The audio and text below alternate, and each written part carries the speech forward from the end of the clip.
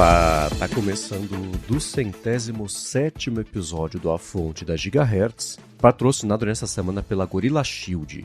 Quem fala aqui é o Marcos Mendes, e assim como toda semana, o Felipe Espósito também tá por aqui, beleza? Tudo certo, Marcos. E aí, como é que vai? Tudo bem também. Quero saber se você já saiu correndo da da carreira e reservou o seu nome de usuário do WhatsApp, se ainda não apareceu pra você.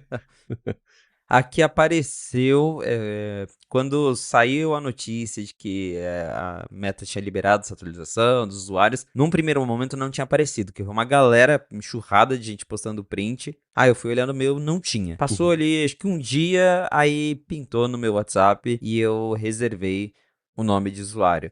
Não é exatamente o que eu queria, eu peguei o meu user do Instagram mesmo, eu queria o Felipe Espósito todo junto, mas disse que não podia, que pelo que eu sei, acho que no Instagram também esse nome é uma conta que nem existe, mas ela foi desativada e o usuário nunca foi liberado. Então, Putz. peguei meu user do Instagram mesmo e é isso. E você, Marcos, também já reservou o seu?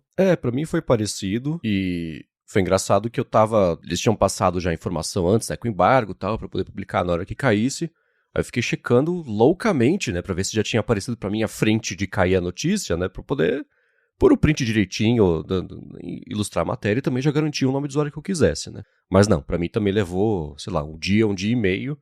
E foi engraçado que eu tava conversando com a minha mãe e com o meu irmão, e aí a minha mãe falou de alguma coisa do nome do usuário dela, não ter conseguido... já tava disponível pra ela, não conseguiu o nome que ela queria. Eu falei, nossa, já chegou pra ela.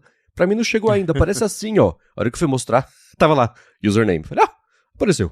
Aí eu fui e reservei. E tem uma confusão que eu tô vendo, que o pessoal não sacou exatamente como é que funciona a parte da segurança, né? Porque você falou que você tá usando sua conta de usuário do Instagram, e alguém deve ter pensado, nossa, mas ele tá falando no ar. Como é que... Mas vai chegar um monte de mensagem. Não necessariamente, né? Exatamente. Tem ali uma configuração que dá para você deixar que só pessoas conhecidas, né, que tem ali a sua chave, que elas consigam entrar em contato com você, buscando você só pelo nome de usuário. Então, não é porque você sabe meu nome de usuário, ou do Marcos, por exemplo, que você vai conseguir mandar uma mensagem diretamente no WhatsApp.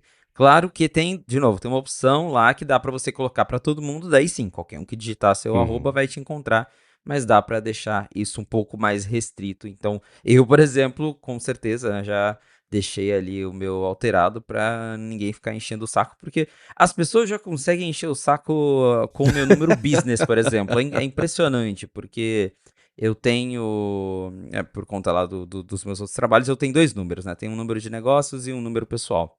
Um número que eu deixo vinculado para quem quiser entrar em contato comigo é meu número business. E vez ou outra aparece alguém enchendo o saco. Então imagina com o nome de usuário do Instagram, né? Então, aí tem que, Pois é. tem que ter uma opção assim mesmo. Eu achei interessante que quando você... Porque tem isso de você ativar pra ter... E essa chave é um número de 4 dígitos. Que é o WhatsApp que sorteia pra você. Você não consegue nem definir, tipo, 1, 2, 3, 4. Porque mataria o propósito, né? Então você fala, só quem tiver a minha chave de 4 dígitos pode mandar mensagem pra mim com o meu nome de usuário. Aí ele fala, tá, então, 5232, sei lá. E pronto, e aí essa vai ser a sua chave. E dá pra gerar outra, dá pra fazer, dá pra mudar, né? Mas eu achei interessante que eles minimizaram a chance da pessoa ativar essa funcionalidade e mesmo assim ela colocar uma chave 0000 e aí pronto, né? Fica mais fácil de adivinhar. E mesmo assim eu vi que tem país que tá... A Índia, por exemplo, já tá bloqueando, falou que não pode lançar lá esse negócio do nome de usuário. O pessoal arruma confusão com tudo, né? E eu vi muito print falso também. Sim, tá aqui disponível, Donald Trump. Tá aqui disponível, Nestlé, sabe? Pra mostrar que... E é claro que não, que essas contas, o WhatsApp explicou. Contas de alta visibilidade vão poder reservar o nome só depois de confirmar que elas são donas de outra conta de uma coisa no Instagram, coisa assim. Mas até explicar já bloqueou, né? Então na Índia, por exemplo, tá em investigação lá, não vai poder lançar o nome de usuário. Mas eu gosto da ideia de ter usuários no WhatsApp justamente por isso, né? O WhatsApp ele é muito atrelado ao número de telefone hoje, né? E às vezes você não quer passar o seu número de telefone. A Uhum. gente aqui no Brasil depende muito do WhatsApp, mas é isso. Pô, será que eu quero passar meu número de telefone, que é o mesmo número que a pessoa pode me ligar num telefone para me incomodar? Agora tem o usuário que é um pouco mais de boa para passar. Pois é, né? Se não apareceu ainda pra você, dá mais uns dias. Isso eles lançaram, como eles anunciaram o rollout vai ser um pouco mais rápido que Liquid Glass, né? Que foi tipo, lançou, uma hora chega. Sei lá, tem um monte de gente que não tem até hoje, né? Então, vai lá nos ajustes, em conta e aparece lá o nome de usuário. Com a meta tem que ter paciência, né? São os rollouts A a Z. Exatamente. Muito bem. Follow-ups sobre o que pintou aqui nas últimas semanas e foi confirmado que a Apple está em negociações para poder comprar a memória RAM daquelas empresas chinesas que estão na lista bloqueada lá dos Estados Unidos, sendo uma delas a CXMT, que foi uma campanha que a Apple começou no ano passado, parece, para poder comprar dessas empresas. O governo americano bipartidário concordaram que não podia. Aí eles estão lá nessa lista, a Apple tentou de novo uma semana antes de falar que ia aumentar os preços e agora está conversando. Porque tem um asterisco nessa história, né? É a CXMT e a YMTC.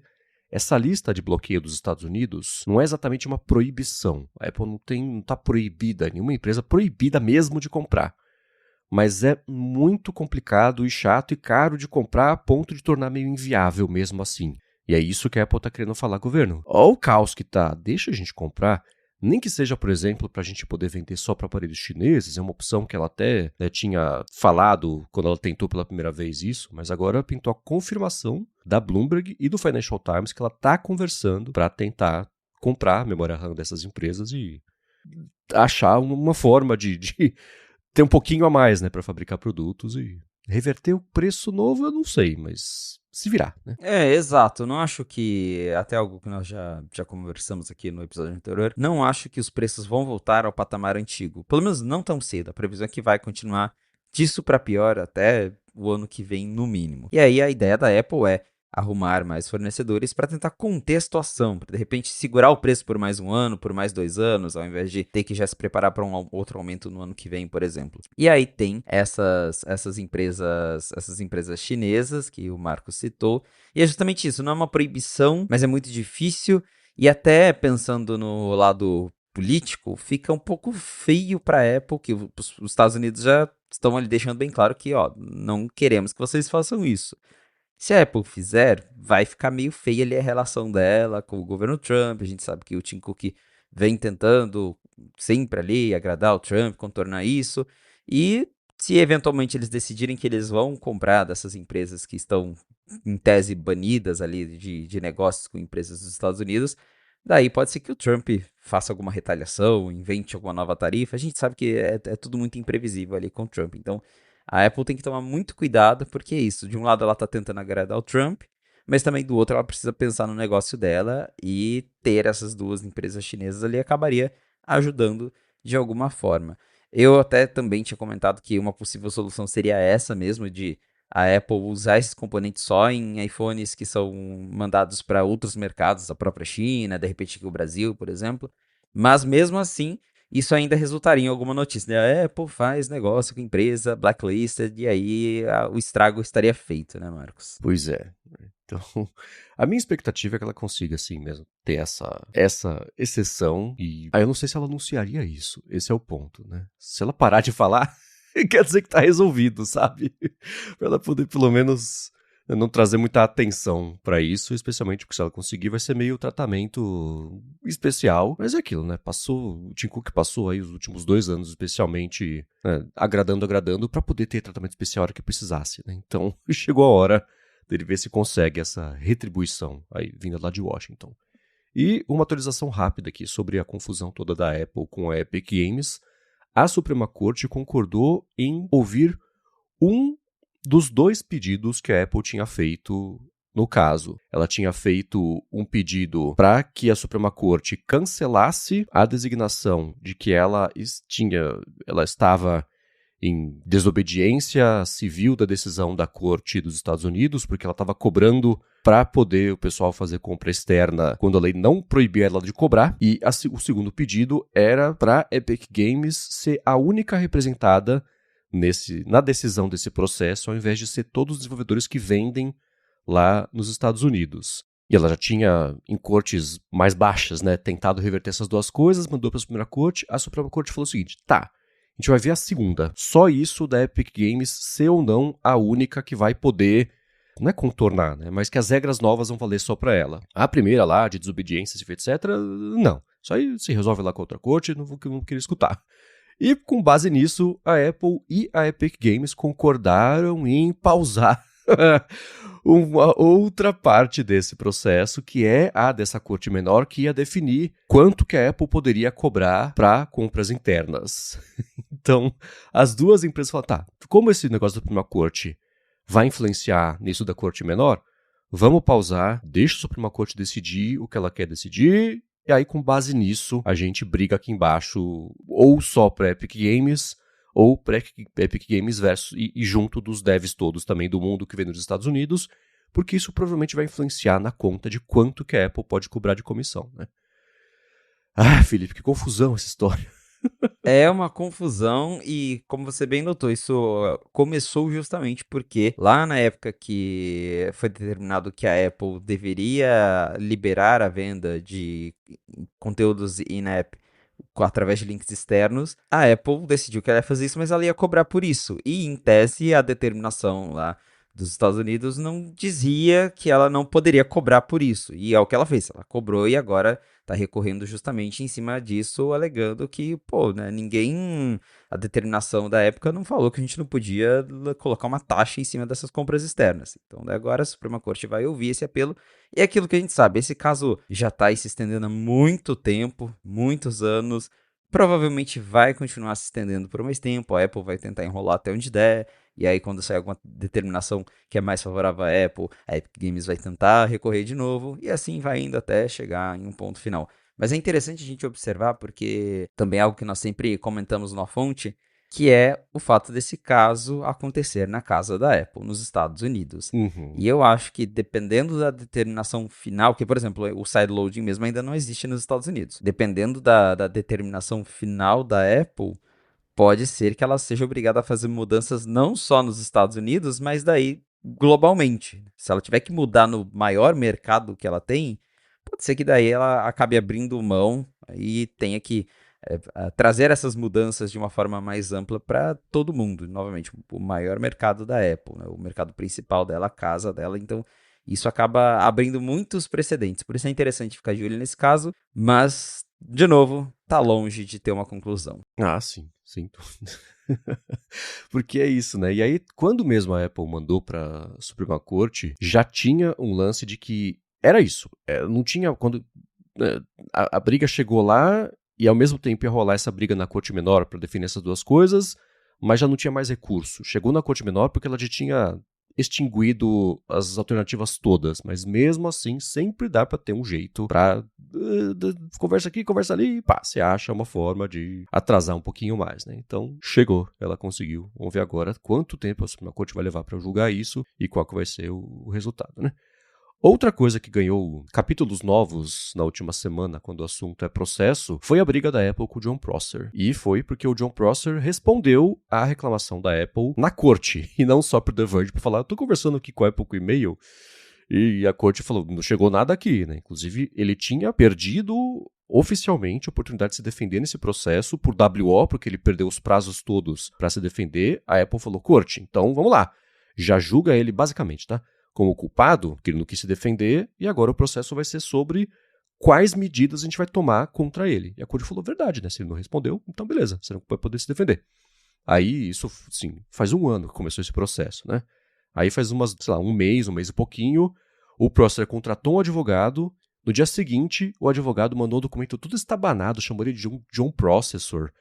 E tava lá nesse documento o pedido que ele tinha conversado com a Apple e os dois tinham concordado que o melhor jeito de seguir em frente com esse processo é se a corte invalidasse ou pausasse esse WO que ele tinha perdido. A corte falou, beleza, mas então responde as reclamações que a Apple tá fazendo. E aí ele respondeu na semana passada e, cara, tentando muitas coisas diferentes para ver se cola. Um dos argumentos é que ele não sabia, não tinha como ele saber se estava vazado ou não, se era iOS 19 ou não. Ele só publicou. Como assim? O thumb do e-mail é primeiro, first look, iOS 19, né? Era iOS 19, depois o iOS 26, né? E o Liquid Glass, etc. E depois, no outro momento, ele diz que, na verdade, eu não sabia a forma como isso tinha sido conseguido para mim. E assim que eu descobri que isso tinha sido acessado indevidamente no aparelho de um funcionário da Apple, Eu cortei completamente relações com esse Ramaciotti aí. Inclusive, a culpa é inteira dele, o negócio ter vazado. Eu não tive nada a ver com isso. E aí eu fico pensando, né, você tinha...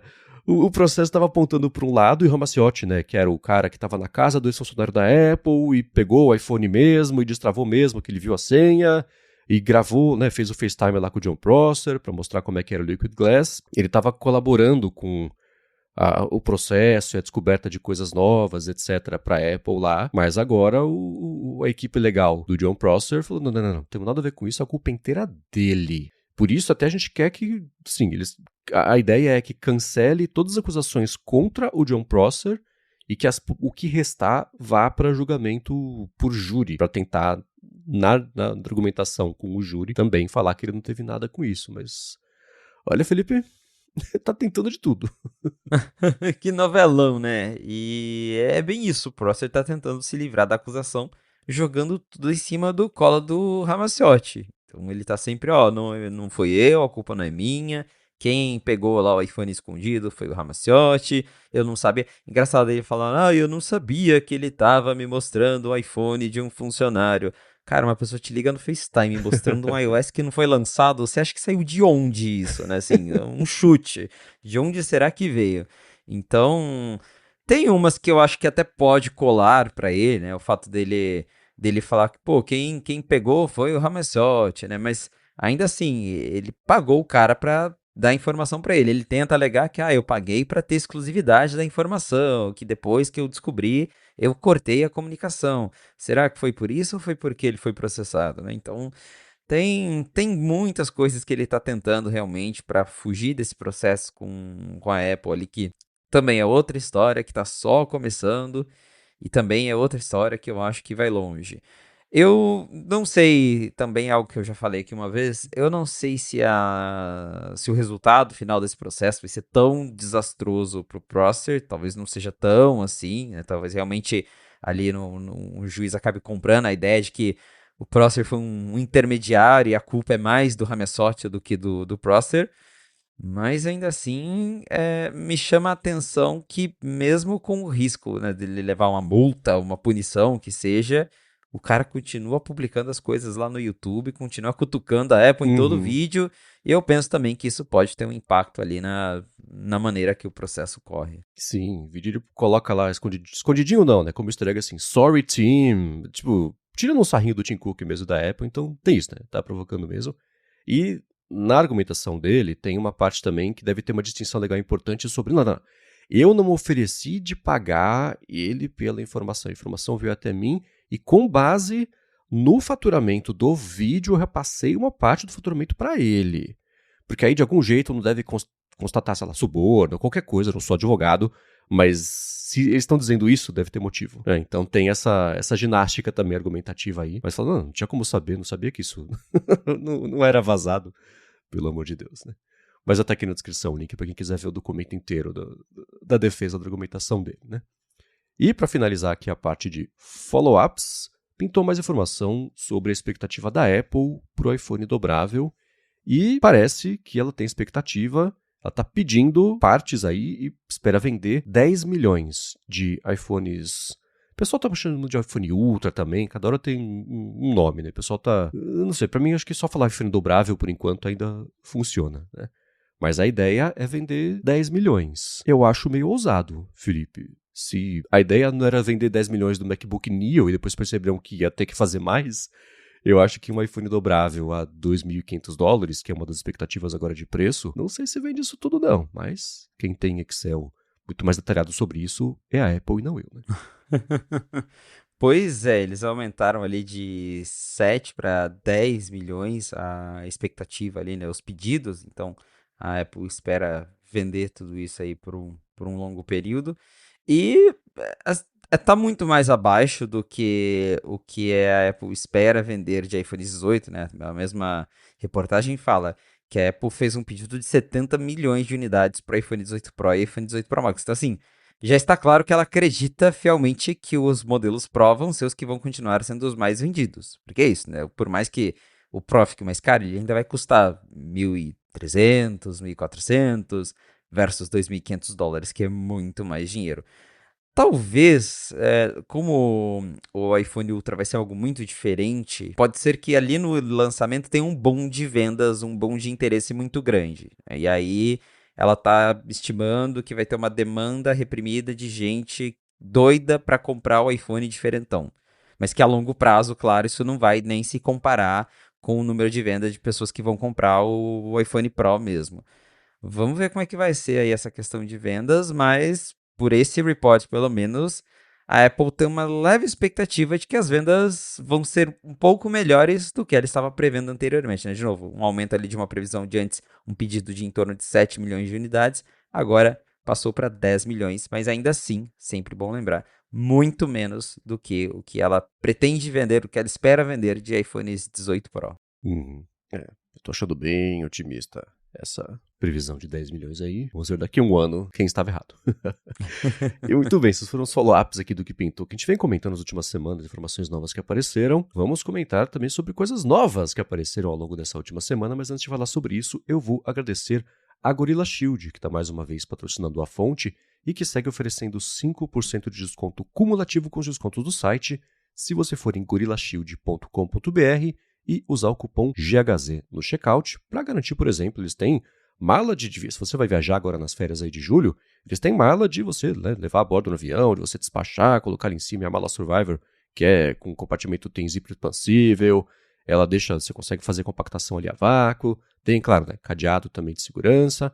Eles têm agora, uma novidade lá também, é um plugzinho, um fone de ouvido sem a parte de fone de ouvido, né? Então um plugzinho ali feito para reduzir ruído, você pode passar em gorillashield.com.br e dar uma espiada também nas capas, nas películas, nos fones de ouvido diversos que eles têm, carregador, adaptador, cabo, acessório para notebook, para tablet também, gorillashield.com.br. Se você usar o cupom GHZ no checkout, você ganha 5% de desconto a mais do desconto que tiver aplicado já nas promoções que eles sempre fazem.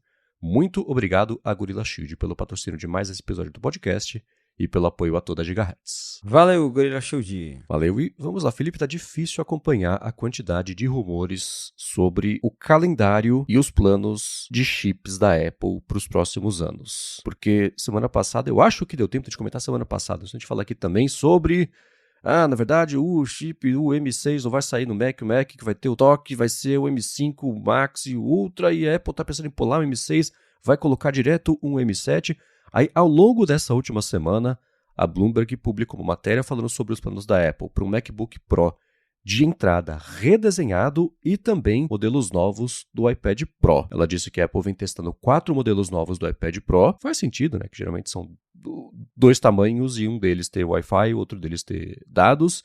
E que ela pretende colocar, na verdade nem falou sobre chips que ela pretende colocar nesses iPads novos. O que ela falou de chip foi na mesma matéria, saiu sobre um MacBook Pro de entrada que esse teria um chip M6. E aí no ano que vem sairia um MacBook Pro redesenhado de entrada com chip M7.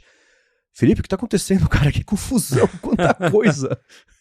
Quanta coisa, Marcos. Esses reports, eles são até meio confusos, porque Nossa. É tanta informação que você começa a se perder. Tem que fazer um fluxograma para entender cada coisa que o Gurman tá falando ali, pra gente ter uma ideia melhor dos produtos. Mas, para recapitular, isso começou com o Gurman trazendo uma informação semana passada sobre a possibilidade da Apple pular os chips M6 Pro e M6 Max, que seriam os chips mais potentes da família M6 que está chegando. E a expectativa inicial que a gente tinha, a gente sabe que a Apple está para lançar um MacBook Ultra, que é o MacBook com OLED, touchscreen, e ele deve ser redesenhado. A expectativa é que a Apple ia lançar esse modelo com os chips M6 Pro e M6 Max. Mas pelo que o Gurman falou, esse MacBook Ultra ele não vai chegar com a família M6. Ele vai chegar com os chips M5 Pro e M5 Max, que são os chips que já tem hoje no modelo mais caro do MacBook Pro. O Gurman falou lá que a Apple vai fazer isso porque ela acredita que o M7 vai ser melhor. Eu até brinquei que falou, pô, mas é óbvio que vai ser melhor, né? Provavelmente ela vai pular porque não tá pronto, por questão de fornecimento, vai esperar para fabricar mais unidades do M7 e ir direto para o M7. Mas tem isso, parece, a primeira informação que a gente recebeu foi que a Apple ia pular chips M6 Pro e M6 Max, e esse MacBook Ultra com touchscreen, ele vai chegar aí ou no fim desse ano ou no comecinho do ano que vem com ainda a família M5 de chips. Aí a informação nova que o Gurman trouxe, que daí começa a bagunçar todo esse calendário que a gente tem, é que ele diz que tem um modelo base do MacBook Pro, que já está assim, encaminhado para o lançamento, possivelmente no final desse ano, que vai manter o mesmo design do MacBook Pro atual, não vai ter nada de novo, mas ele vai ter o chip M6. Deve ser ali o primeiro ou um dos primeiros produtos da Apple a introduzir o chip M6. E aí começa a ficar confuso, né? Porque a Apple vai lançar o modelo base com M6 do MacBook Pro, e aí logo depois, ou até mesmo na mesma data, no mesmo evento, a gente não sabe ao certo, mas numa data muito próxima, ela vai lançar o MacBook Ultra, que em tese é um MacBook redesenhado, tela OLED, touchscreen, só que com chips da família M5. Claro que, se a gente pegar números, a Apple já fez isso antes, né? O Mac Studio mesmo tem ali o que você escolhe se você quer o chip M3 mais parrudão ou o M4 intermediário, né? Que eu acho que é o M3 Ultra e o M4 Max, se eu não me engano. Então, Acho que tem precedentes. A Apple já fez isso, teria precedentes. Mas ainda assim é meio estranho, né? Pensar que a Apple vai, talvez no mesmo evento, mostrar: olha aqui o novo MacBook Pro M6 e agora o Ultra redesenhadão, mas ele é chip da família M5. Para quem só tá vendo ali nomes de marketing, não entende, né, a diferença dos chips, isso é meio esquisito. Mas, pelo que eu entendi que o Gurman passou, vai ser mais ou menos isso. E aí, o que também daí deixa ainda mais confuso é que ele fala que na primeira metade de 2027, daí sim a Apple já lançaria a família M7 de chips. E aí, com essa família M7, ela introduziria os modelos mais parrudões do MacBook Pro, possivelmente também redesenhados ali, seguindo o design do Ultra, com os chips mais potentes M7.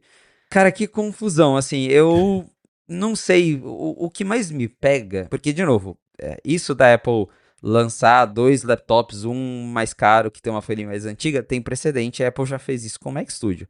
Mas isso dela lançar agora, para daqui 6 meses, lançar o M7, também tem precedentes, mas ainda assim, que confusão, né? Porque eu lembro agora, foi o M2, né? Que eles lançaram o M2 Pro, e aí deu, sei lá, 6, 7 meses, chegou o M3 Pro no final do ano. Então, também não é difícil de acontecer, mas para o consumidor, principalmente para quem está acompanhando as notícias e sabe mais ou menos do que a Apple está planejando, fica difícil se planejar de comprar, né? Porque daí você fala, pô, eu vou comprar o M6 agora, eu vou comprar o redesenhado M5 Ultra, ou daqui 6 meses aí já vai ter um redesenhado M7.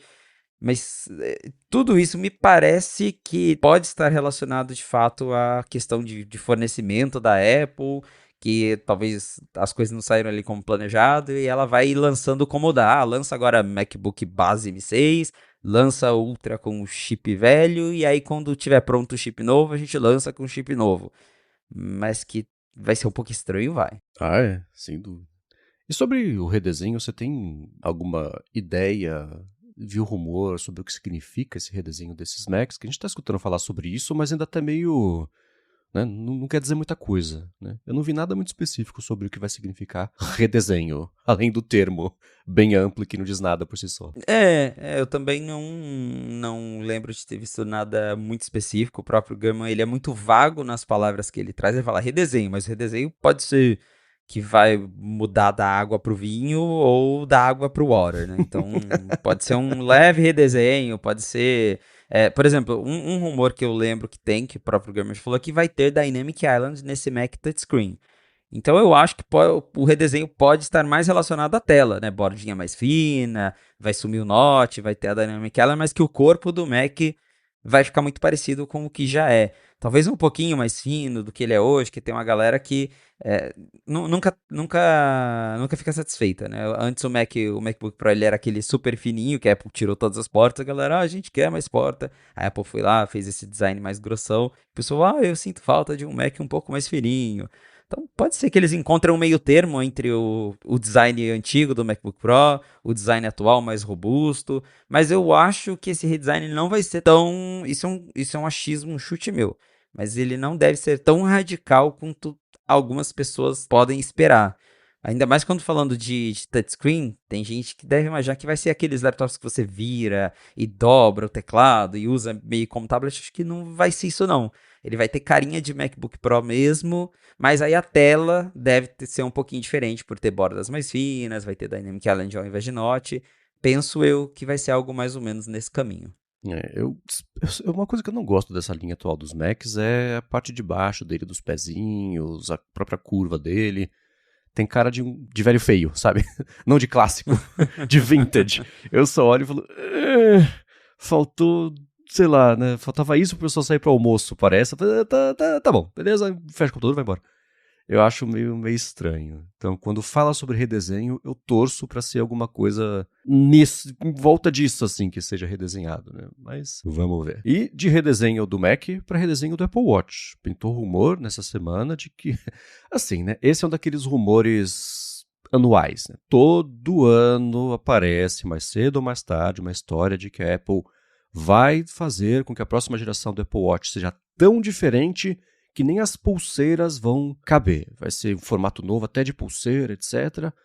Chegou. Estamos aqui em julho de 26, então pintou o rumor de que a próxima geração do Apple Watch vai ser redesenhada completamente a ponto das pulseiras não serem mais compatíveis e o pessoal vai ter que comprar pulseira nova. E aí? De 0 a 10, o quanto você acredita que nesse ano é verdade? Eu acho muito improvável. Primeiro que assim, também recapitulando, o Digitimes tinha reportado há um tempo que o Apple Watch Ultra 4, que é o modelo que deve ser lançado agora, no final desse ano, vai ter um design bem diferente dos modelos atuais. O Ultra, ele é igual em todos os modelos, do 1 ao 3 é o mesmo design. E aí parece que esse ano a Apple mudaria bastante o 4, principalmente para adicionar novos sensores. E aí agora saiu esse rumor para o Apple Watch do ano que vem, daí o modelo base, o modelo Series, que ele também teria um design bem diferente, que esse novo design deve quebrar a compatibilidade com as pulseiras atuais. Eu acho um tanto improvável, até porque, como o próprio Marcos já brincou aqui, todo ano tem esse rumor. Já faz muito tempo. Lembra quando saiu aquele rumor que o Apple Watch ia ficar quadrado e todo mundo se desesperou? Meu Deus, o Apple Watch quadrado, ai, não vai funcionar com as pulseiras.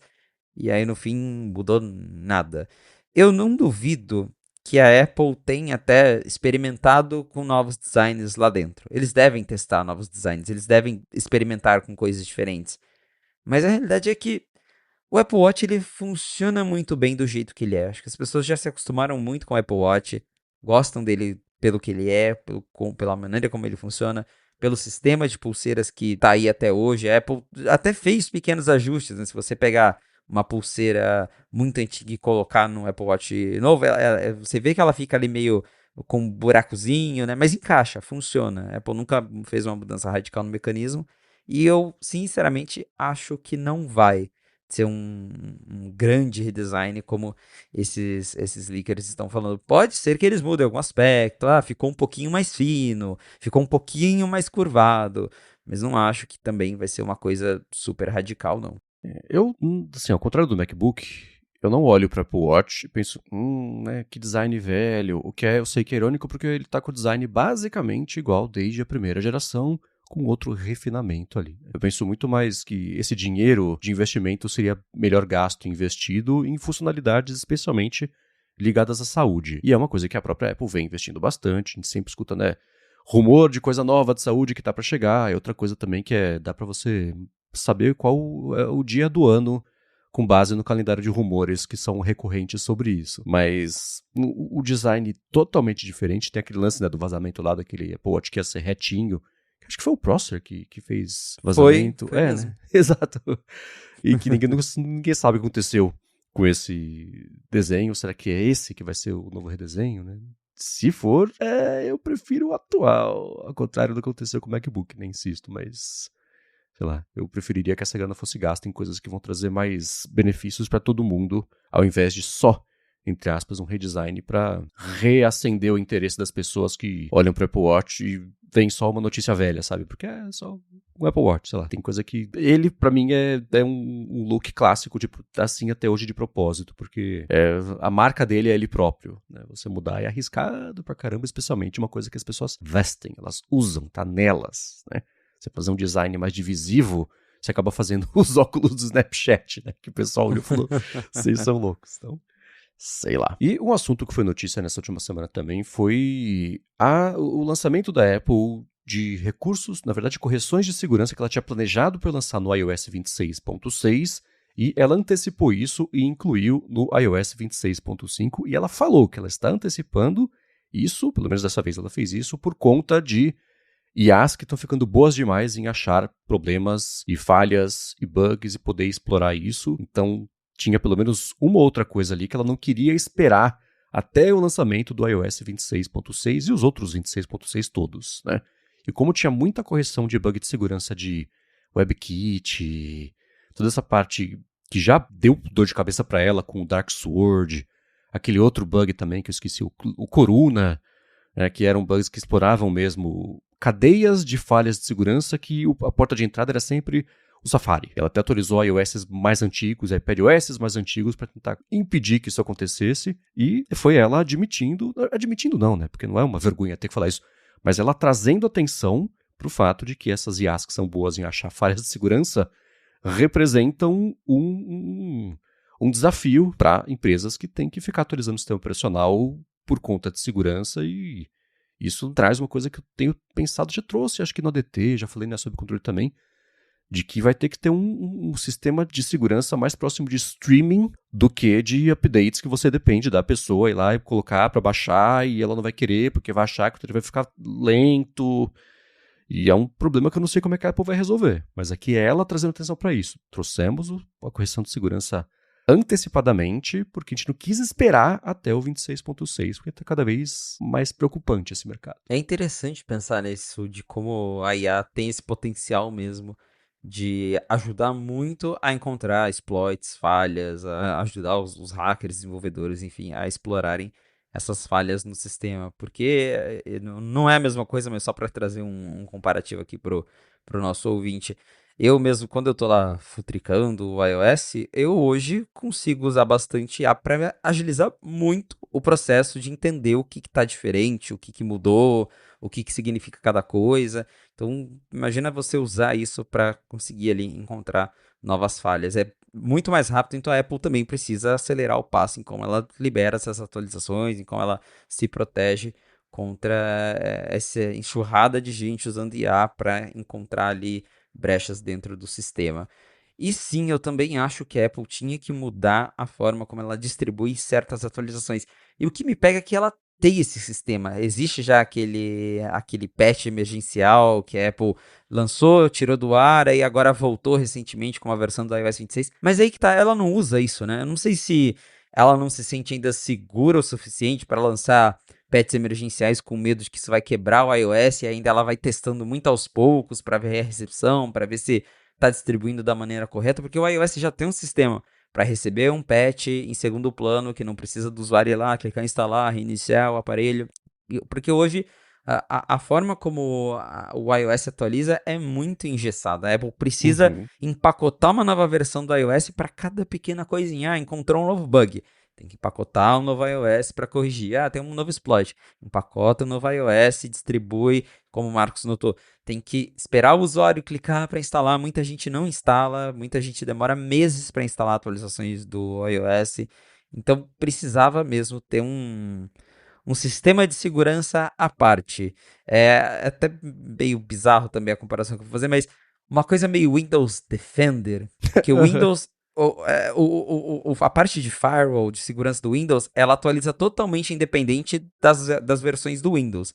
O Windows Defender consegue baixar os patches de segurança lá em segundo plano toda hora e não precisa do usuário ficar clicando lá para instalar o Windows.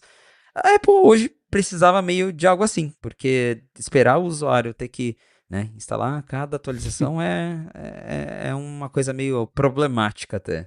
Eu ainda não sei qual que vai ser a solução para isso, porque eu acho que essa solução, algo próximo de Windows Defender, é muito boa, essa trazer isso, porque vai ser cada vez mais comum, cada vez mais frequente. Hoje, ainda são poucas pessoas que têm acesso a um modelo tipo o Cloud Mythos 5, que, né, só as empresas parceiras podem usar, etc, etc.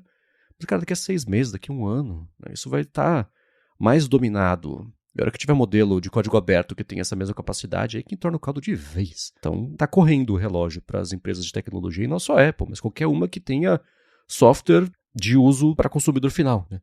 Como vai resolver isso? Como vai resolver isso? Não sei. Mas elas estão com esse relógio aí correndo para tentar achar uma solução, e a Apple, pelo menos, trazer atenção para isso, antecipando essas correções de bug, já é um jeito. Ok, né?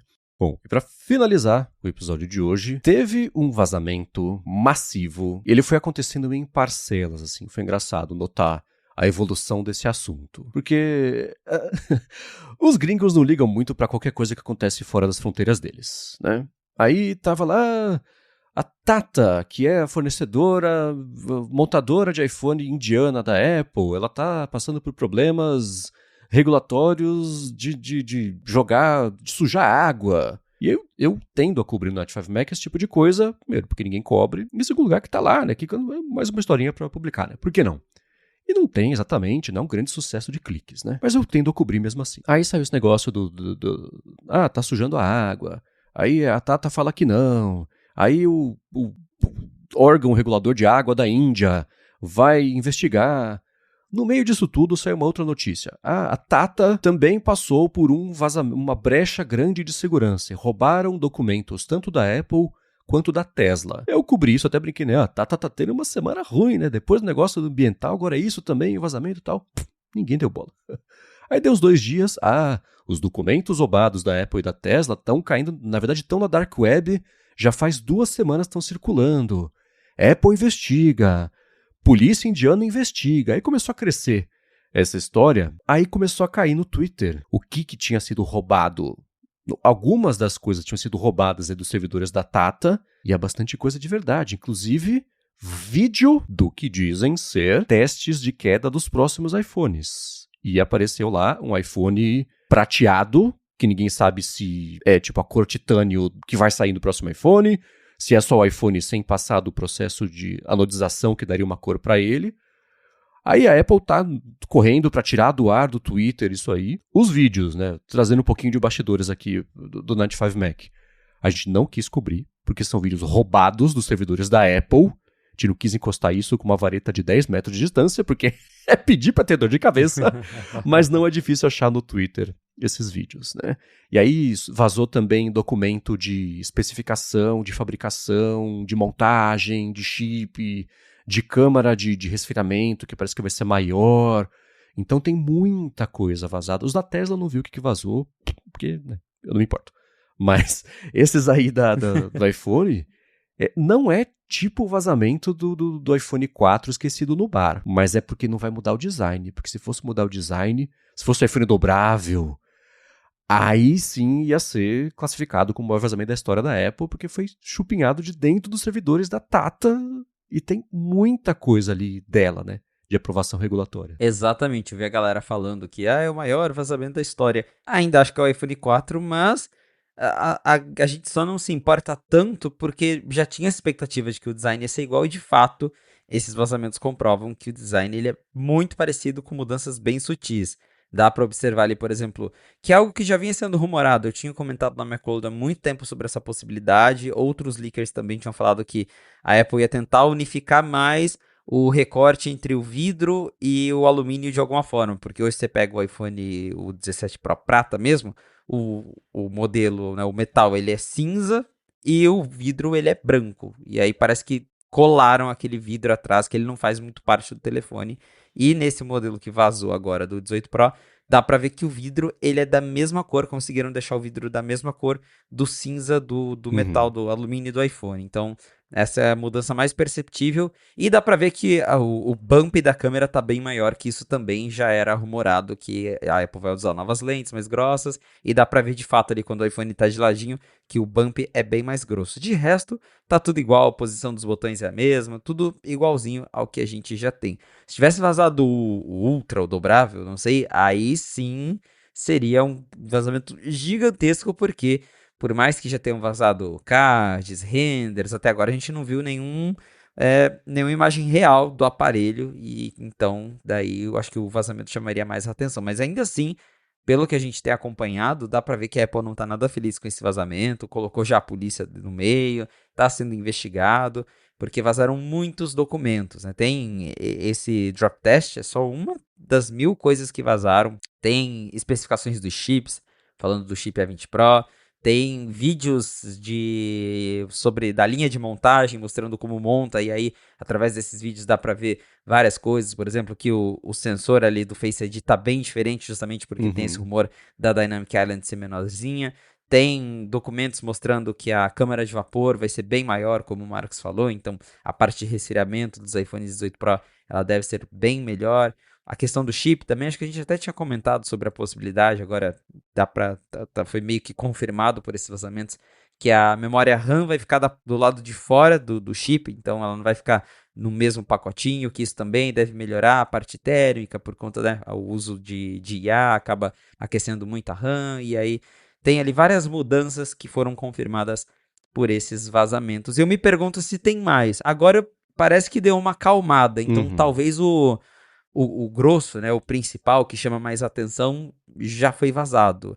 Ou estão guardando um segredo aí pra soltar em algum momento, né? Tipo, o próprio iPhone dobrável, vai saber. Mas eu acho que a essa altura, pra não ter saído mais nada, é porque o que chama mais a atenção já saiu, o resto deve ser, talvez, documentos mais específicos, alguma parte de contrato, talvez, sei lá.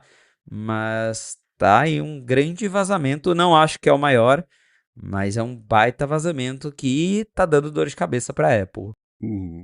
E o vídeo mesmo do iPhone, o drop test, né, o teste de queda do iPhone é super interessante, porque é uma máquina que solta o iPhone de uma altura de um palmo de uma superfície, e no fundo tem um xadrezinho, assim, né, um padrãozinho em xadrez.